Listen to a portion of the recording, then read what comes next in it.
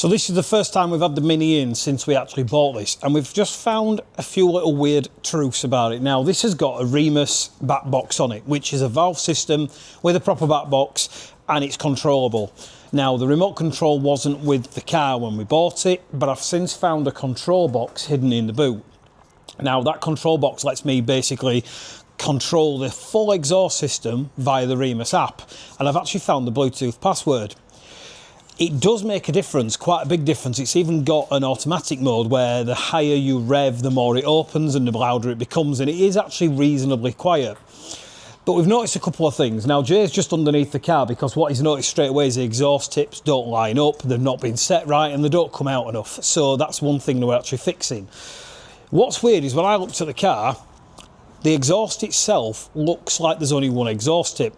And I just presumed that it's just a fake tip and there's just one from the actual back box. That's not true. So we've had a look under the car, and as you'll see now, someone's cut the back box off. Now, the only thing we can think they've done that for is because they're stupid, for a start. They probably couldn't control the valved exhaust, and the exhaust was probably shut when they had the car before us. So the only thing they, in their heads, could think was remove the back box completely and leave a massively open pipe, which just looks shocking. And probably, well, it doesn't give it any control over the exhaust whatsoever. So what we're going to have to do is get this car over to Tony Banks and get him to basically fit and mod a back box into that for us, because we want to be able to control the exhaust properly using the Remus software. So if we turn the exhaust completely off, it will be quiet, especially on startup, and that's the one thing that we definitely can't do right now. Now, while Jay's working on getting those tips right, I'm going to be taking the rear lights out. Now, what we've actually ordered for this car, and I've been told apparently these break when you take them out, so I'm going to have to be a little bit careful about them, but what we've actually ordered is the Union Jack style lights. We've also ordered the ones that have got like the illumination effectively, so they're basically, when you start them up, they do a pattern, apparently, I'm not sure what it looks like, and then they've got the tapered light when you indicate. I can't remember the technical term for it. But we're going to remove these because they look pretty shocking, and this is one of the first mods we're going to be doing to this car. We've also ordered an Apple CarPlay kit for it, which hasn't come yet, but I think that's probably only about an hour's job. You've got to take part of the dashboard and stuff out, and we'll do that on another video. But we're going to get these chrome plates off for now. Hopefully they won't crack, and then we're going to get the new lights on. But what I'm also going to do in the meantime, I'll probably get Jay to fit the rear lights, because I'm actually going to de-chrome those lights. I don't like them. There's nothing else chrome on this car apart from the door handles, which we've actually bought covers for, because it's just easier than trying to wrap them and having them peel. But I'm going to basically take this off, change the lights, we're going to de-chrome that at the same time and completely change the rear end of this car. And that's just one of the first things we're going to do. There's something else we're going to be doing on the back of this car, but we haven't decided which way we're going to go yet. Now, what we've had to do is put the car on the ramp, and that's because when Jay's gone to look at the exhaust, we've realised it's not even lined up correctly at all. It literally was sat at an angle, which meant didn't matter what we did to these, it wasn't ever going to fit right. Now, what we've also going to do, and I don't know if it's going to work, but we're going to try and polish these up, because when you look at them, they're pretty tarnished. They look crap, full of salt, and this carbon finish, I do think this is actually burnt, if I'm totally honest. I reckon that's because the valve hasn't been open, and it's obviously just been heating this up. So what I'm going to do is I'm going to try and cut this. Now, I'm going to do that with a little bit of wet and dry and a bit of cutting compound, and I'm going to try and bring both of these tips back up. So when Jay's done what he's doing with the exhaust now, which is fully aligning it, and we put these back on, hopefully it'll give it a much cleaner look. Oh, don't you dare look back, just keep your eyes on me. I said you're holding back. She said shut up and dance with me. This woman is my destiny. Now, sadly, this hasn't done anything. Bit disappointing, clearly heat issue, and I don't necessarily think it's from fitting the exhaust wrong or someone chopping the back box out. However, not having any form of back box, meaning the valves are permanently open, could mean that it has had excessive heat on it, because normally the valves would shut. So that could be one of the reasons. Now, there's one other thing I'm going to try on this, and again, don't think it's going to work very well. I think it's going to improve it slightly. How long for, I don't know, and that's, we're going to re-lacquer these. All I'm going to do is I'm literally just going to mist a little bit of clear coat on this and see if it brings it up at all. Now, the reality is when you look at them closely, they are knackered. It's definitely burnt through, and it's got some real heat soak, especially there. So this whiter area, you're never going to get it right. You're really not. I think we could spend forever wet sanding all that. to find it doesn't really improve it. So what I am going to do is I am going to wet sand it now very quickly, put a quick coat of lacquer on it, and just see if we get anything better from these tips.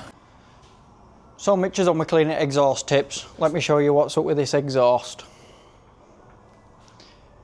As you can see, when they've fitted it, they've not even sat it on square. So from centre section to back box section, there's just a clamp. We're going to loosen that clamp off, tilt it right, get these exhausts sitting central. Then once Mitch has cleaned all exhaust tips up, we can get them back on and sit them exactly where they need to be sat. Right, that's his exhaust all adjusted. Show you what it is, tell me what you think, see if it looks any better.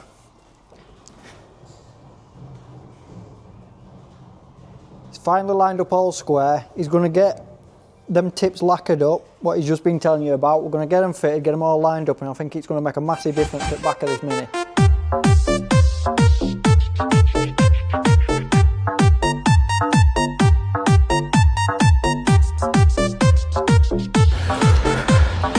Now I actually feel this might have worked. I don't know how well, but when we take off all the crap, sort of the residue and the excess from sanding and wet it, we have a carbon looking tip. I don't think the camera's picking it up, but we have a carbon looking tip, which makes me think that compared to that is a huge improvement. Now I know the camera's not picking up the carbon part just because of the angle, but you can see a huge difference, which makes me think if I dry these off now and then get a bit of clear coat over the top, it is going to burn off. I don't think it's going to last forever. That's the reality. It's going to burn off. But if we can get a bit of clear coat on that, we might actually get a bit of colour to these tips. Now all I've done is use 800 grit to on a wet and dry in order to get that finish.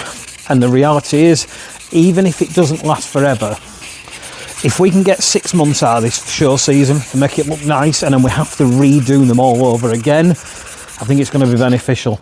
And what it might even be worth doing is taking these actually to a body shop, having them put some proper clear coat on them, bake them in the oven, or put a bit of heat on them instead of me just using basically aerosol lacquer.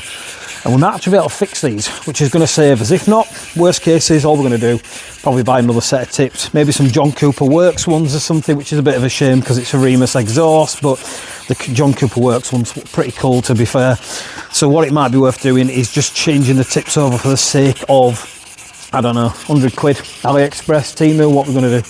But anyway, let's get these dry, let's get a bit of lacquer on them and actually see if it's made any improvement whatsoever. Next step is, I mean, as Mitch has already mentioned, he's got some Union Jack backlights for this Mini.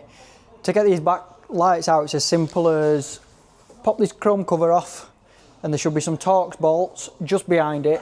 So we'll pop these chrome covers off, get to his bolts, unscrew them, pop them out. Simple enough. Sounds simple enough, so let's give it a go.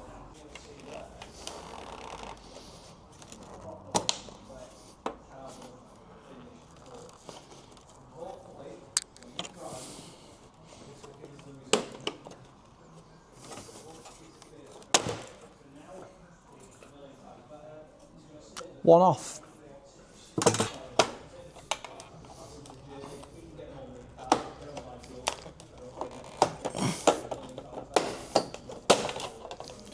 Voila, 2 off.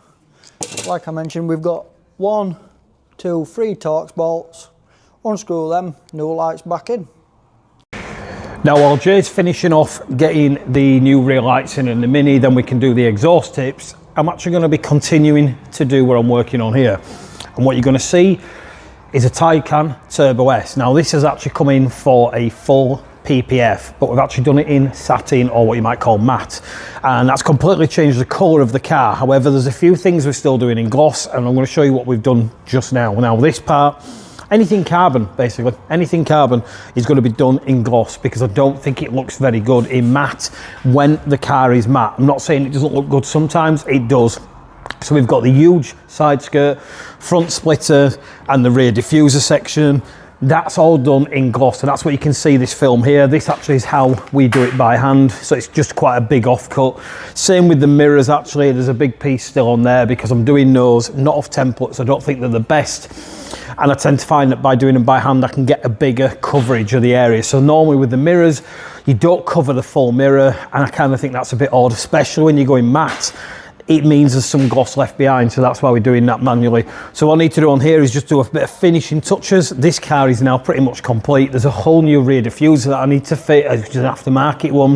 It's actually got a Maxton aftermarket spoiler on there as well, which we again have done by hand because there's no templates for things like that. So I'm just about to get cracked back on with that, and I'm going to pass you back over to Jay as he's finishing off with the Cooper S.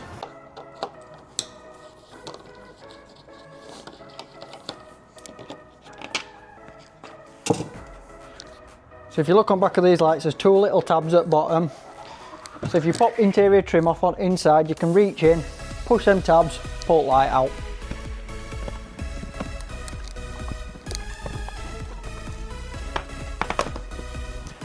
Once your light's out, just take your clip off. It says.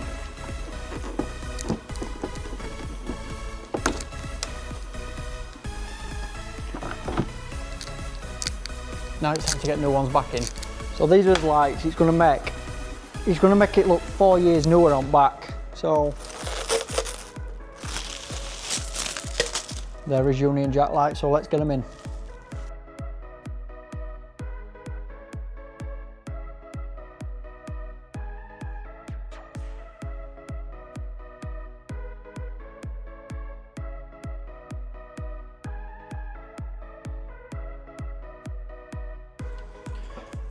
So his rings that come off are actually chrome. Luckily for Mitch, because we were going to paint these or wrap them, luckily he's got some black rings that can go on these, so it saves him a job wrapping these chrome ones.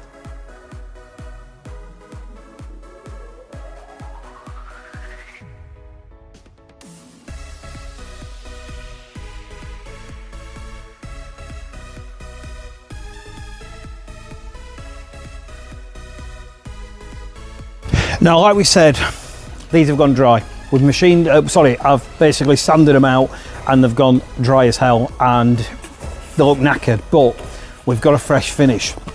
It's smooth, and all I'm going to do is hopefully try put a bit of clear coat on them, and by putting a little bit of clear coat we might actually bring that colour back. Now this is kind of the thing that you can do with headlights. So when you wet sand headlights as a detailer, we tend to buff them up. By buffing them up, we then put a ceramic coat on them, and what you'll find is body shop guys will not like that, and they will say wet sand it and basically put clear coat on it. And technically it actually can be better. It really can be better. It's not much different, it's just a different technique. So what we're actually doing, I suppose, in theory here is doing the body shop style technique. So by putting this lacquer on here now, we will get that wet finish back. Now, as I said, I don't think this is going to last forever. It might do. I think the heat's going to be a bit of an issue, and I think it's going to cause another problem to it. But what you will see there is a properly wet, carbon finished look. And hopefully, when this dries, this will give us the result we need, and hopefully it won't just disappear straight away. Hopefully what that's going to do is stop us buying any more tips. I can pass them to Jay, he can get them on the car, get them lined up, and hopefully he'll make the back end look a million times better with no cost involved whatsoever. Right, so that's lights fitted. You tell me and Mitch in comments if you think that looks better than ones we've took out, because I personally think if it were my car, that's exactly the lights I'd be running as well. So next up, we're going to do exhaust. Mitch is already doing it. Try not to get lacquer on his hands as well. The reality is what we've done with this is this needed to dry, but we don't have the time. I need to get the car off the ramp. I've actually got working, so really this is where it's a bit tricky. So I'm just using the girth of my hands to basically try and line these up. I think we're about there, Jim. In fact, hold up. Yeah, probably go there. I'm just using my hands basically to get these to line up. It's not the best way of doing it, but like I said, I can't really touch them because they're still wet. And it is going to be tomorrow before this is properly dry, even though I've used the heat gun on it to try and bake it. So it's just how we are going to do it. The worst case is, if they're not right, I will literally redo them tomorrow once they're dry. But I think this is going to look a lot better Shit, they do move. Yeah, go on at that.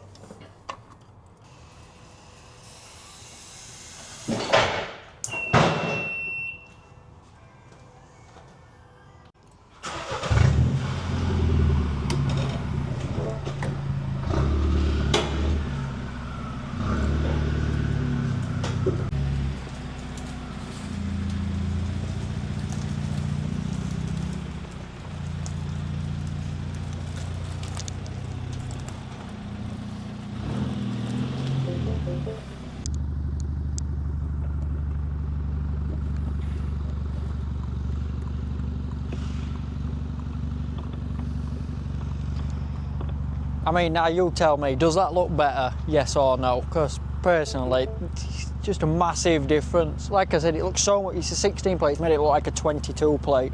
Right, so what we've pretty much figured out is whoever had the car last has chopped the back box off because they couldn't get any noise out of the car.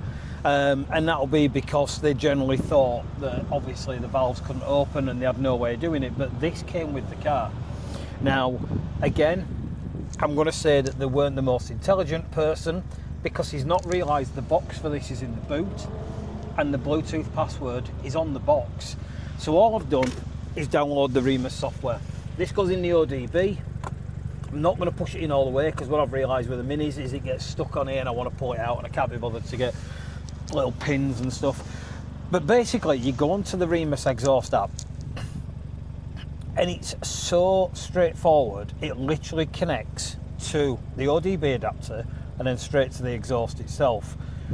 Now what this will actually do when it's connected, as you can see now, it shows me the revs of the actual car and I can change the exhaust knob. So I can open and shut the valves as much as I want. Now if someone had done that beforehand, they wouldn't have needed to chop the bloody back box off. And this has actually got an automatic mode as well, which I found really good because when you press automatic, it shuts the valves on startup. And then the more you hammer the car, or the more revs you're actually doing, not speed, the more it opens the exhaust. So you can actually get the full speed and the full sound from the car, and it sounds amazing. But when you're driving normal, it turns the valves off and you get a really nice sound. Because someone has obviously chopped the back box off, we don't have that facility. We either now just have a loud exhaust or a loud exhaust. Yes, the valve is making a difference, it really does. So this is on off at the minute, and you can tell the difference. You'll obviously hear that over my voice, but it does make a difference. That's on 0. This is on 100, and I can hear the valve actually open, and there is a difference to the actual noise. The problem is we can't silence the exhaust fully, so that's why we're going to be going to Tony Banks and we are going to be getting another back box fitted. Now when you put this car into Sport Plus, this is when it really comes alive. It's a totally different animal and it's quite Hasbro. Right, this is now on 0%. And as I said, there's no back box on there, so we can't have pure silence, but this is pretty much the valve shut. It's still pretty Hasbro. If we had the back box, that wouldn't happen. I am, however, going to turn this up gradually. So this is on 0, this is now on 50. It's loud, it's really loud. I'm now going to put it to 100.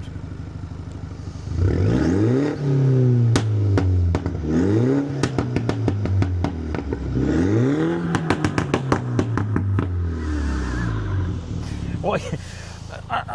That's loud. It's really loud. I like it. I don't know why I like it. It's really, really loud. Obviously, if you put it into mid or green, you do lose the pops and bangs, and that's down to how the map on the car has actually been put on. So now we haven't got the pops and bangs, and it's a lot quieter. Again, if I shut the valve on the car, it's quieter yet again. It does make a difference, but I do think we need to get the back box redone at Tony Banks, however he thinks is best. And that means when we use this controller app now, we can literally silence the car for the motorway and have a perfectly quiet car, which is really how it should have been. And the reason why you probably spend 900 quid on exhaust is that it's just chopping out the complete system.